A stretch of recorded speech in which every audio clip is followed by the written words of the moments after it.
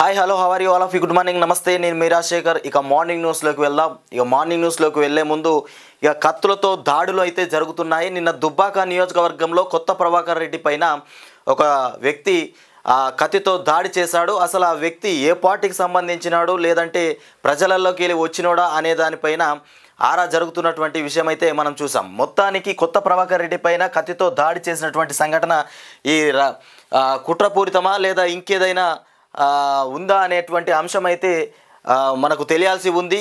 ఈ రాజకీయ ప్రచారాల్లో ఇది చేయడం అనేది దారుణము. ఇక ఇక్కడ చూసుకుంటే ఇక నిన్న మన ప్రజా ఆశీర్వాద సభల్లో కేసీఆర్ మన ముఖ్యమంత్రి ప్రజా ఆశీర్వాద సభలు చేసుకుంటూ వెళ్ళిపోతుండు. ఇక నమ్మితే ఉల్టా పల్టానే కాంగ్రెస్ పార్టీ పైన విరుచుకుపడుతున్నటువంటి కేసీఆర్, ఇక బీజేపీ పైన కాంగ్రెస్ పైన విరుచుకుపడుతున్నటువంటి కేసీఆర్ ఒకవేళ కాంగ్రెస్ పార్టీని నమ్మితే వాళ్ళు మళ్ళీ అధికారంలోకి వస్తే ప్రజల్ని ఉల్టా పల్టా చేసి పడేస్తారని చెప్తున్నటువంటి కేసీఆర్. ఇక కాంగ్రెస్ వాళ్ళ మాటలు వింటే నిండా మునుగుడే తప్ప పైకి లేచేటువంటి ప్రసక్తి అయితే లేదు అని చెప్తుండు.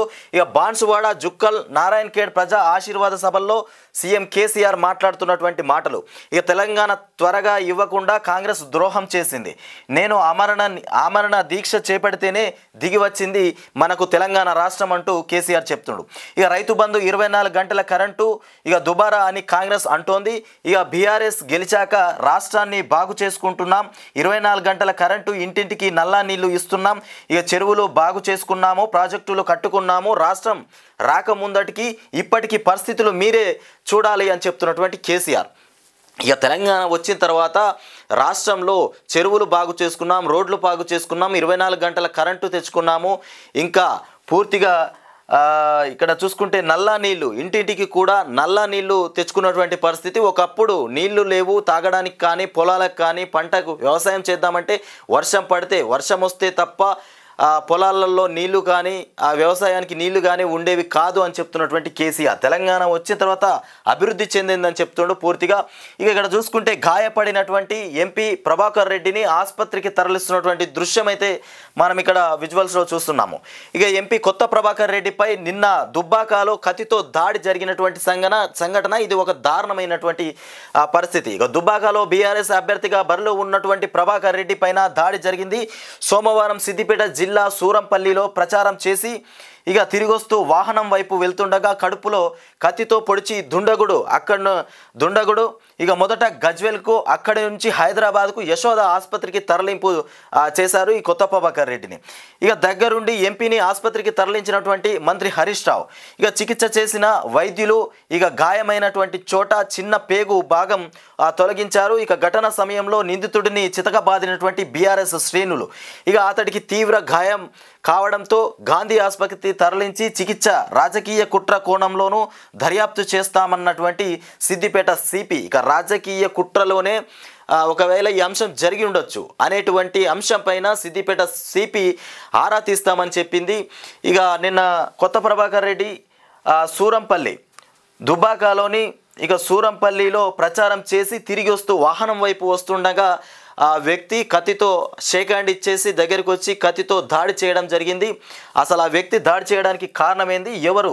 ఇక దగ్గర నుండి ఎంపీకి ఆసుపత్రికి ఎంపీ కొత్త ప్రభాకర్ రెడ్డిని మంత్రి హరీష్ రావు దగ్గరగా ఉండి ఆసుపత్రిలో చికిత్స అందించినటువంటి పరిస్థితి అయితే నెలకొంది. ఇక మొత్తానికి రాజకీయంలో దుబ్బాక నియోజకవర్గంలో ఒక వేడి అయినటువంటి వాతావరణం, అభ్యర్థులు అక్కడ ఉన్నటువంటి ఇంకా వేరే ఇండిపెండెంట్ అభ్యర్థులు కూడా పోటీ చేయాలన్న దడ పుట్టించేటువంటి పరిస్థితి అయితే నెలకొన్నది ఇప్పుడు ఉన్నటువంటి పరిస్థితి. అసలు ఆ పార్టీకి సంబంధించిన వ్యక్తి లేదంటే ఇంకా ఏదైనా ఇతరత్ర ప్రజల్లో నుండి వచ్చినటువంటి వ్యక్తి అనేటువంటి అంశం అయితే మనకు తెలియాల్సి ఉంది. ఇక టీడీపీ అధ్యక్షుడు కాసాని జ్ఞానేశ్వర్ రాజీనామా చేయడం జరిగింది. ఇక పోటీ చేయనప్పుడు పోటీ చేయనప్పుడు ఆ పార్టీలో నేనెందుకు అంటూ రాజీనామా చేసినటువంటి జ్ఞానేశ్వర్ ఇక ఎందుకు పోటీ చేయడం లేదో చెప్పకపోతే ఎలా అంటూ కాసాని అడుగుతున్నటువంటి విషయం. ఇక బాలకృష్ణ తెలంగాణలో నేనుంటా అన్నాడు, ఇప్పుడు ఏమైందో తెలియదు. ఇక లోకేష్ చిన్న పిల్లవాడో పెద్దవాడో అర్థం కాదు, 20 సార్లు ఫోన్ చేసినా ఎత్తలేదు. ఆంధ్రాలో టీడీపీకి బీజేపీ కావాలట, తెలంగాణలో వద్దట, ఇదేం పద్ధతి? ఇక పార్టీలో చేరినప్పుడు రామ్మోహన్ రావుకు 11 లక్షలు ఇచ్చా, కాంగ్రెస్కు ఓటేయాలని పార్టీలోని కమ్మ వాళ్ళు ఇక ప్రచారం చేస్తున్నారు. త్వరలో భవిష్యత్ కార్యాచరణ ప్రకటిస్తామని వెల్లడి. ఇక టీడీపీ అధ్యక్షుడు కాసాని జ్ఞానేశ్వర్ రాజీనామా చేసినట్టుగా మనం ఇక్కడైతే వార్త చూస్తున్నాము. ఇంకోటి మళ్ళీ చేయి కలిపినటువంటి కోదండరాం. ఈ కోదండరాం మరోసారి కాంగ్రెస్ పార్టీ చేయి పట్టి నడవాలని నిర్ణయించుకున్నారు. 2018 ఎన్నికల్లోనూ కాంగ్రెస్తో కలిసి పనిచేసినటువంటి ఆయన ఈ ఎన్నికల్లో కూడా తెలంగాణ జనసమితి ఇక టీజేఎస్ కాంగ్రెస్కు మద్దతు ఇస్తుందని ప్రకటించారు. ఇక మళ్ళీ చేయి కలిపినటువంటి కోదండరాం కాంగ్రెస్ పార్టీతో మళ్ళీ చేయి కలిపిండంట కోదండరాం. ఇక్కడ వార్త చూస్తున్నాం మనం. ఈ కరెంటు ఇచ్చే మొనగాడు కేసీఆర్ ఒక్కరే అని చెప్తున్నటువంటి కేటీఆర్. ఇక ఒకవేళ మన రాష్ట్రంలో కావచ్చు, దేశంలో కావచ్చు, దేశ అధికారంలోకి వస్తే రాష్ట్రంలో ఇప్పటికైతే కేసీఆరే 24 గంటల కరెంటు ఇస్తున్నటువంటి మొనగాడు అని చెప్తున్నటువంటి కేటీఆర్.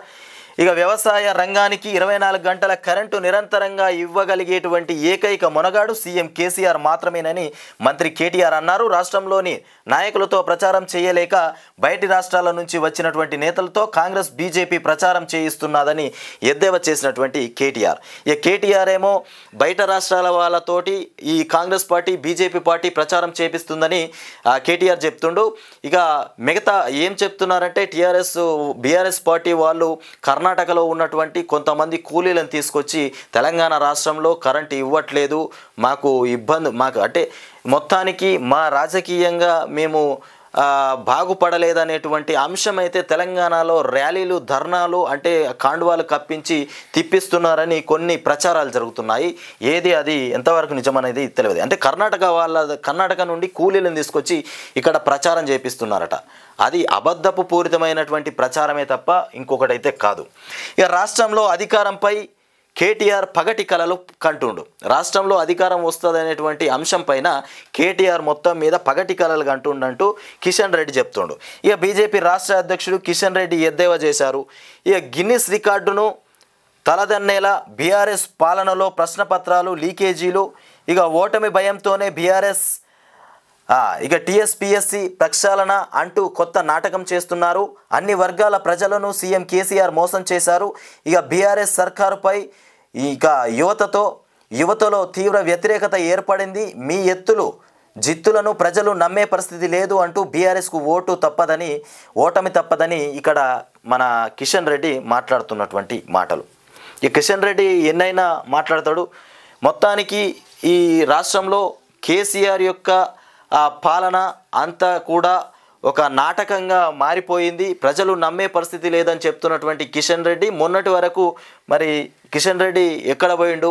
ఇప్పుడు ఎలక్షన్స్ వచ్చిన తర్వాతనే వచ్చి మాట్లాడుతుండు. అంతకుముందు ఎక్కడ పోయిండు అంటే టీఎస్పీఎస్సీకి సంబంధించి కావచ్చు, పేపర్ లీకేజ్ కావచ్చు, ఇంకా కొన్ని విషయాలలో మాట్లాడడానికి అప్పుడు ఎందుకు ముందుకు రాలేదని అడుగుతున్నటువంటి ప్రశ్న కిషన్ రెడ్డి. ఈ కాంగ్రెస్ విష్ణును అవమానించింది. కాంగ్రెస్ పార్టీ విష్ణును అవమానించడంతో మన హరీష్ రావు ఇక్కడ చూస్తున్నాం. విష్ణును ఆలింగనం చేసుకున్నటువంటి మంత్రి హరీష్ రావు. ఇక విజేఆర్ కుమారుడిని బీఆర్ఎస్లోకి ఆహ్వానించినటువంటి మంత్రి హరీష్ రావు కాంగ్రెస్ విష్ణును బయటకు నెట్టేయడంతో మంత్రి హరీష్ రావు బీఆర్ఎస్ పార్టీలోకి తీసుకున్నటువంటి పరిస్థితి.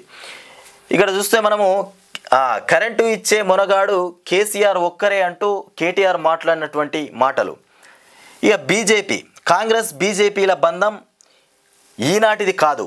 కాంగ్రెస్కు బీజేపీకి ఉన్నటువంటి బంధము ఈ రోజులది కాదు, అది ఎప్పటిదో పాతకాల బంధమే అని చెప్తున్నటువంటి మంత్రి కేటీఆర్. ఇక నెహ్రూ హయాం నుంచే వారికి అనుబంధం. ఇక ముస్లిం మైనార్టీల సమావేశంలో కేటీఆర్ మాట్లాడుతుండు. ఇక కాంగ్రెస్ బీజేపీల బంధము ఈనాటిది కాదని బీఆర్ఎస్ బీజేపీకి బీ టీం అని ఆరోపిస్తున్నటువంటి కాంగ్రెస్సే 1952 నుంచి బీజేపీతో కలిసి పనిచేస్తోందని బీఆర్ఎస్ వర్కింగ్ ప్రెసిడెంట్ తారక రామారావు అన్నారు. ఇక నెహ్రూ ప్రధానమంత్రిగా ఉన్న సమయంలో ఆర్ఎస్ఎస్కు చెందినటువంటి శ్యామ్లాల్ ముఖర్జీ క్యాబినెట్ మంత్రిగా ఉన్నారని ఇందిరాగాంధీ, రాజీవ్ గాంధీల హయాంలోనూ వారి బంధం కొనసాగిందన్నారు. ఇక సోమవారం ఇక్కడి జలవిహార్లో ముస్లిం కమ్యూనిటీ సమావేశంలో పాల్గొన్న కేటీఆర్ ప్రసంగిస్తూ గంగా జమున ఇక తెహాజీబ్లా కలిసి ఉన్నటువంటి తెలంగాణ ప్రజలను చెల్లాచెదురు చేసేందుకు బీజేపీ కాంగ్రెస్ ప్రయత్నిస్తున్నాయని ఆరోపించారు. ఇక కాంగ్రెస్ బీజేపీ రెండు కూడా ఇప్పటి బంధం కాదు, అది ఎప్పటిదో బంధం అని చెప్తున్నటువంటి కేటీఆర్ నిన్న ఎక్కడ అంటే ముస్లిం మైనార్టీల సమావేశంలో మాట్లాడినటువంటి కేటీఆర్. ఇక సైన్యం అమ్ముల పొదలో CCPT అంటూ ఇక్కడ వార్త అయితే మనం చూస్తున్నాం. ఇక నెక్స్ట్ వచ్చేసి లండన్కు చేరుకున్నటువంటి ఎమ్మెల్సీ కవిత. లండన్ విమాన ఆశ్రయంలో కవితకు స్వాగతం పలుకుతున్నటువంటి NRIలు. ఇక మొత్తానికి ఎమ్మెల్సీ కవిత లండన్కు చేరుకుంది. ఈ ఆక్స్ఫర్డ్ యూనివర్సిటీ ఆహ్వానం మేరకు తెలంగాణ మోడల్పై కీలకోపన్యాసం చేయడానికి బయలుదేరినటువంటి బీఆర్ఎస్ ఎమ్మెల్సీ కల్వకుంట్ల కవిత సోమవారం లండన్ చేరుకున్నారు. ఇక లండన్ విమానాశ్రయంలో ఆమెకు NRIలు బీఆర్ఎస్ కార్యకర్తలు స్వాగతం పలికారు. ఇక భారత కాలమానం ప్రకారం సోమవారం రాత్రి 11:30 ఆక్స్ఫర్డ్ యూనివర్సిటీలో exploring inclusive development the Telangana model అనే అంశం పైన కవిత ప్రసంగిస్తారు. ఈ కీలక రంగాల్లో రాష్ట్ర ప్రభుత్వం సాధించినటువంటి గణనీయమైనటువంటి పురోగతిపైన ప్రెజెంటేషన్ ఇస్తారు. ఇక వ్యవసాయం, విద్యుత్, వైద్యం, తాగునీటు తదితర అంశాలపైన తెలంగాణ సాధించినటువంటి ప్రగతిని అంతర్జాతీయ వేదిక పైన కవిత ఆవిష్కరిస్తారని బీఆర్ఎస్ వర్గాలు వెల్లడించాయి. ఈ లండన్ చేరుకున్నటువంటి ఎమ్మెల్సీ కవిత తెలంగాణ రాష్ట్రంలో ఉన్నటువంటి అభివృద్ధి కావచ్చు, డెవలప్మెంట్ కోసం తాగునీరు, విద్య, వైద్యానికి సంబంధించి ఇక ఇతరత్ర అంశాలపైన మాట్లాడబోతున్నటువంటి ఎమ్మెల్సీ కల్వకుంట్ల కవిత. మొత్తానికి లండన్లో ఆమె విమానాశ్రయంలో దిగగానే NRIలు స్వాగతం పలికారు.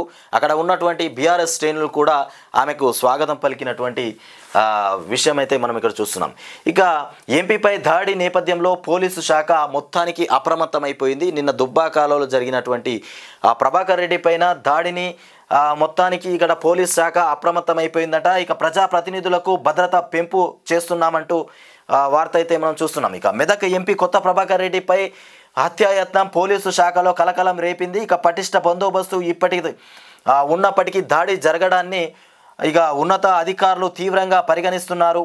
ఇక ఎన్నికల ప్రచారంలో భాగంగా రాష్ట్ర వ్యాప్తంగా వివిధ పార్టీల ప్రముఖులు, ప్రజాప్రతినిధులు ఇక విస్తృతంగా పర్యటిస్తుండటంతో అన్ని జిల్లాల ఎస్పీలు, కమిషనర్లను ఉన్నత అధికారులు అప్రమత్తం చేశారు. ఇక ప్రచారంలో పాల్గొంటున్నటువంటి ప్రజాప్రతినిధులకు భద్రత పెంచారు. ఇక అన్ని ఎన్నికల ప్రచారం సందర్భంగా ఇలాంటి దాడులు జరిగినటువంటి సందర్భాలు ఇటీవల కాలంలో లేవు. వివిధ పార్టీల కార్యకర్తలు పరస్పరం దాడులు చేసుకున్నారు. పరిస్థితి చేయి దాటకుండా పోలీసులు చర్యలు తీసుకుంటున్నారు. కానీ ఎంపీ స్థాయి వ్యక్తిపై కత్తితో దాడి చేయడం ఇదే ప్రథమం అంటూ ఇక ఇక్కడ చూస్తే తెలంగాణ రాష్ట్రంలో కాదు, ఎన్నికల్లో ఎక్కడ కానీ అసలు పార్టీలలో ఉన్నటువంటి కార్యకర్తలు మాత్రమే కొట్లాడుకునేటువంటి దాడులు చేసుకునే వాళ్ళు, ఫైట్ చేసుకునేవారు. కానీ ఏకంగా ఇదే మొదటిసారంట. అయితే ఎంపీ కొత్త ప్రభాకర్ రెడ్డి పైన దాడికి దిగడం అంటే మొత్తానికి అభ్యర్థి పైన దాడికి దిగడం అనేది ఇది మొదటిసారి అని చెప్తున్నటువంటి అంశమైతే. ఇక ఇలాంటి పరిస్థితులు అయితే నెలకొన్నాయి. ఇప్పటికీ పోలీస్ యంత్రాంగము పటిష్టమైనటువంటి యంత్రాంగం ఇక పూర్తిగా ఎస్పీలకు ఆదేశాలు జారీ చేయడం జరిగింది. అలర్ట్గా ఉండాలని, ఇక ప్రతి నియోజకవర్గంలో కూడా పోలీస్ బందోబస్తు అలర్ట్గా ఉండాలనేటువంటి అంశం అయితే నెలకొంది. ఇక నిరుద్యోగులను మభ్యపెడుతున్నారు అంటూ కిషన్ రెడ్డి మాట్లాడుతున్నటువంటి మాటలు ఇవి. ఇక బారాసాపై కిషన్ రెడ్డి ధ్వజమెత్తారు. విశ్వవిద్యాలయంపై శ్వేతపత్రం విడుదల చేయాలని డిమాండ్ చేసినటువంటి కిషన్ రెడ్డి మొత్తానికి బీఆర్ఎస్ పార్టీ వాళ్ళు నిరుద్యోగులను మభ్యపెడుతున్నారని చెప్తున్నటువంటి కిషన్ రెడ్డి రాష్ట్రంలోని నిరుద్యోగ యువతను బారాస మరోమారు ఇక మభ్యపెట్టే ప్రయత్నం చేస్తోందని భాజపా రాష్ట్ర అధ్యక్షుడు కేంద్ర మంత్రి కిషన్ రెడ్డి ఆరోపించారు. ఇక టీఎస్పీఎస్సీ ప్రశ్నపత్రాల లీకేజ్ పైన తనకు సంబంధం లేదని గతంలో ప్రకటించినటువంటి మంత్రి కేటీఆర్ ప్రక్షాళన చేస్తామనడం ఇక వింతగా ఉందని అన్నారు. ఇక ఉద్యోగాలు భర్తీ చేసి నిరుద్యోగులకు న్యాయం చేయాలన్నటువంటి ఆలోచన ఈ ప్రభుత్వానికి లేదన్నారు. ఇక మొత్తానికి నిరుద్యోగులకు న్యాయం చేయాలి, నిరుద్యోగులను నిరుద్యోగులకు ఏదైతేనేమో మొత్తానికి న్యాయం చేసి వాళ్ళకు ఒక దారి చూపించాలనేటువంటి అంశమైతే ఈ బీఆర్ఎస్ పార్టీలో లేదని చెప్తుండు. ఇలా కేటీఆర్ వాటిపైన చర్యలు తీసుకుంటామని చెప్పిన దానిపైన కూడా కిషన్ రెడ్డి వ్యతిరేకిస్తున్నటువంటి మాటలు. మొత్తానికి కిషన్ రెడ్డి ఏదో ఒకటి అంశం అయితే ముందేసుకొని భాజపా పార్టీకి ముందేసుకొని బయలుదేరుతున్నటువంటి అంశం అయితే మనం చూస్తున్నాం. ఇక కలిసి పనిచేయనున్నటువంటి కాంగ్రెస్ తేజస అంటూ మనం ఇక్కడ వార్త అయితే చూస్తున్నాము. ఈ కేసీఆర్ చెప్తున్నటువంటి మాటలు ఇక ప్రజా ఆశీర్వాద సభల్లో నిన్న అతనికి కొత్త ప్రభాకర్ రెడ్డి పైన దాడి చేసినటువంటి సంఘటన తెలియగానే ఇక కేసీఆర్ చెప్తున్నటువంటి విషయం ఏంటంటే బారాసాను ఎదుర్కోలేకే దాడులు, అంటే బారాసాను ప్రతిపక్ష పార్టీలు ఎదుర్కోలేకేనే ఇక దాడులు చేస్తున్నారు అభ్యర్థుల పైన అని చెప్తున్నటువంటి కేసీఆర్. ఇక మనం ఇక్కడ చూస్తే ఇక హింసాత్మక రాజకీయాలు తగవు, ఎంపీ ప్రభాకర్ రెడ్డిపై కాదు నాపై దాడిగా భావిస్తున్నా. ఇక ఇప్పుడు చేసినటువంటి దాడి మొత్తానికి ప్రభాకర్ రెడ్డి పైన చేసినట్టుగా లేదు, కేసీఆర్ పైనే వ్యక్తిగతంగా దాడి చేసినట్టుగా ఉందని చెప్తున్నటువంటి మాటలు. ఇక కాంగ్రెస్కు ఓటుతో బుద్ధి చెప్పండి ముఖ్యమంత్రి కేసీఆర్ చెప్తుండు. ఇక ఆగమాగం కాకుండా విచక్షణతో ఓటేయాలని ప్రజలకు పిలుపు. ఇక జుక్కల్ బాన్సువాడ నారాయణఖేడ్లలో ప్రజా ఆశీర్వాద సభలు నిర్వహించిన ప్రజలు ఆ సభల్లో మాట్లాడుతున్నటువంటి మాటలు, ఇది ప్రభాకర్ రెడ్డిపై జరిగినటువంటి దాడి కాదు, నా మీద జరిగిన దాడిగా భావిస్తున్నా. ఇది రాజకీయం అనిపించుకుంటుందా?